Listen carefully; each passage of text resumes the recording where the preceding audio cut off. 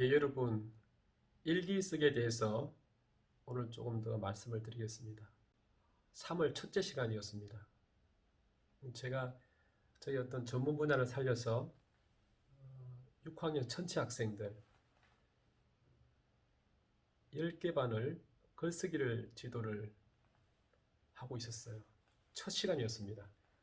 첫 시간은 우리가 보통 진단평가라고 하잖아요. 학생들의 어떤 수준을 알기 위해서 무엇인가를 하고 그 결과물을 보고 이제 선생님이 살펴보는 거죠.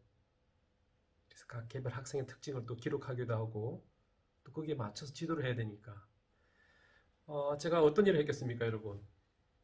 이제 1반, 2반 다니면서 첫째 시간에 제가 비포 용지라고 하죠.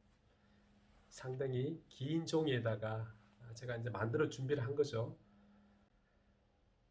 큰 종이에 학생들이 글을 쓰도록 한 거죠. 칠판에는 이제 주제를 하나 줍니다. 주제를. 사실은 이제 주제도 학생이 스스로 할 수 있겠지만 제가 주제를 하나 던져줬습니다. 주제가 뭐냐면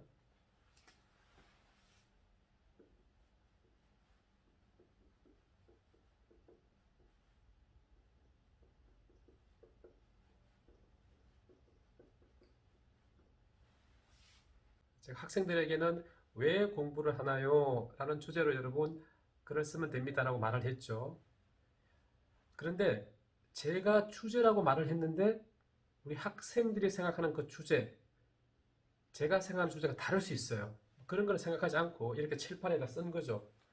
자, 처음에 몇몇 학생들은 손을 듭니다. 선생님 어떻게 써야 돼요? 얼마만큼 써야 돼요? 40분 동안 계속 글을 써야 되나요? 이런 몇 가지 질문이 있었습니다. 제가 이야기했죠. 아무 질문 하지 말라고. 아무 질문 하지 마세요. 그냥 이 내용을 보고 여러분의 생각과 느낌 그대로 글을 쓰면 됩니다. 글을 쓰는 양은 우리가 오늘 이번 시간 마치기 전까지 글을 쓰면 됩니다. 이렇게 이야기했습니다. 그러니까 처음에 몇몇 학생들이 질문하고는 분위기를 보니까 그냥 글을 쓰면 되는구나라고 생각한 거죠. 그리고는 글을 쓰기 시작합니다. 여러분. 어떻게 여러분 글을 썼을까요? 어떻게 여러분 글을 썼다고 생각하세요? 교실이 조용한 거죠. 들리는 소리는 무슨 소리만 들립니까? 탁탁탁탁탁탁탁탁탁탁 연필과 종이가 만나는 그런 소리만 들립니다. 40분 동안 이제 그런 소리가 들리는 거죠. 아이들이 글을 쓰기 시작합니다. 정말 신기하게도 조용히. 아마 누가 와서 보면 이렇게 생각하겠죠? 아마 누가 와서 보면은 우와 정말 우리 학생들 공부 열심히 하는 거구나. 야 정말 대단한데 저렇게 열심히 하다니. 야 이영재 선생님 정말 지도 실력이 대단한걸? 아마 그 장면을 봤으면 그렇게 생각할지도 모릅니다. 그래서 여러분 지금 6학년 학생들이 처음 올라와서 글을 쓰고 있잖아요. 지금 이 쓰기는 1, 2, 3, 4, 5학년까지 우리 학교 교육을 통해서 지도했던 그 쓰기 능력을 제가 한번 보겠다는 겁니다. 그렇게 해서 1반부터 10반까지 일주일의 기간이 다 걸렸습니다. 그 다음에 제 손에는 상당히 많은 양의 글이 들어있죠. 저는 이제 학생들에서는 아주 많은 양의 글을 가지고 있는 거죠. 그 글을 살펴보면서 큰 충격을 받는 거죠. 여러 가지가 있습니다, 여러분. 여러 가지가 있는데, 어, 글씨? 여러분, 글씨? 글씨를 잘 못 썼다. 큰 문제가 아닌데, 이런 경우도 있죠. 그 다음에, 여러분, 문법적인 문제 있을까요? 맞춤법이라든지, 오자, 그 다음에 뭐 문장 부호도 있을 것이고, 이런 문제? 제가 이런 문제도 크게 느끼지 않았습니다. 조금 더 점점 커지는 문제는 글의 양 문제예요. 글의 양.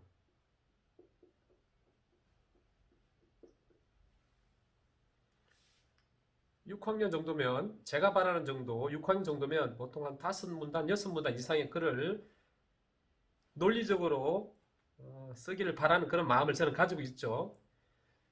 근데 그런 양이 많지 않아요.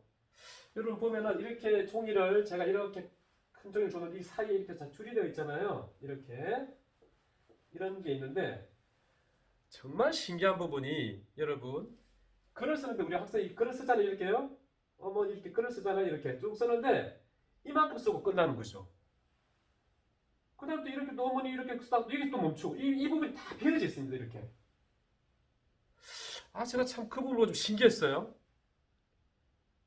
아마 여러분들 제가 우리 학생들하고 수업하는 영상들, 수업을 위해서 만드는 영상들을 보면 제가 직접 쓴 글을 보여주잖아요. 공책에 쓴 내용을 보여드립니다. 처음부터 끝까지 잘 채워서 글을 쓰잖아요. 줄로 되어 있는 공책이기 때문에 칸으로 되어 있는 공책이 아니라 칸이 있는 경우에는 칸에 맞춰서 쓰면 되겠죠. 그런데 빈 곳이 너무 많아요. 이거 보고 놀랐어요.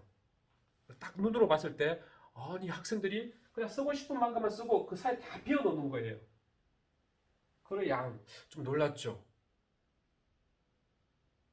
그런데 글씨, 문법, 글의 양 이건 아무것도 아니에요. 여러분 우리가 문단이라고 하잖아요. 문단. 그죠? 문단이라고 하면은 이렇게 글을 쓰다 보면 이 글이 있는데 그죠? 글이 있잖아요. 그러면은 우리가 보통 글을 쓸 때는 이렇게 있으면은 우리가 보통 이 글을 쓸 때는 이 글을 맨 앞부분에 한 칸을 들여 쓰잖아요. 그 들여 쓰는 끝기부터 다시 들여 쓰기까지 이거 우리는 한 문단이라고 합니다. 그죠? 이 부분을 보통 우리가 문단이라고 하잖아요. 문단. 제가 깜짝 놀란 거는 문단 구분이 없는 거예요. 문단 구분이 6학년인데 문단 구분을 한 학생이 10명 중에 1명, 2명 정도밖에 안 되는 거예요.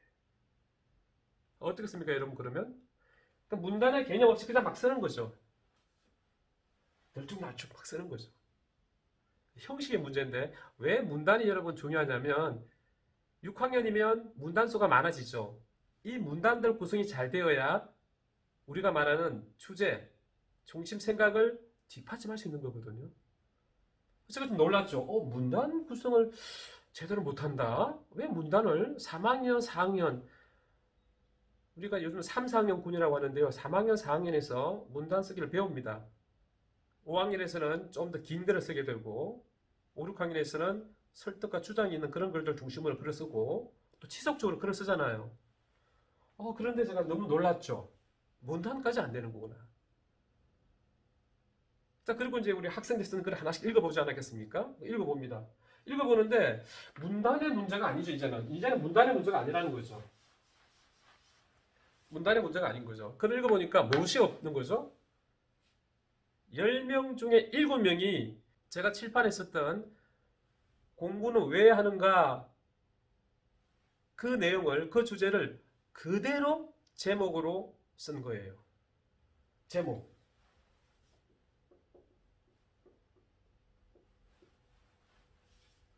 제목도 자기 스스로 구성을 못하고 있는 거죠, 지금. 저는 물론 주제라고 말을 했죠. 근데 그 주제를 그대로 제목으로 썼습니다. 여기서 조금 여러분 고민해야 될 부분이 있는데, 만일의 경우에 이 학생이 글을 쓰고 이 학생이 글을 쓴 그 글의 주제가 제가 말했던 그 내용과 동일하다면 똑같이 그 제목으로 쓸 가치는 있다고 생각을 해요. 그런데 저는 문제를 제기하는 형식으로, 문제를 던지는 형식으로 주제를 제시했잖아요. 그런데 제목을 공부는 왜 하는가? 10명 중에 7명이 똑같은 제목을 쓴 겁니다. 제가 볼 때 이 제목이 나쁘다, 좋지 않은 제목이다라고 판단할 수는 없습니다. 그런데 제목은 글을 쓴 사람이 자신의 주제, 자신이 쓴 글에 대한 주제와 연결지어서 자기가 뜻한 바대로 만드는 게 참 좋거든요. 그런데 그대로 제가 한 제목을 그대로 쓰는 거죠. 좀 놀랐죠. 우리 6학년이 제목도 이렇게 구성하기를 힘들어하는 거구나. 놀랐습니다. 그런데 더 놀라운 거는 사실은 그게 아니죠. 뭐죠, 여러분? 6학년 학생들이 당연히 해야 될 주제라고 하는 부분, 여러분. 주제.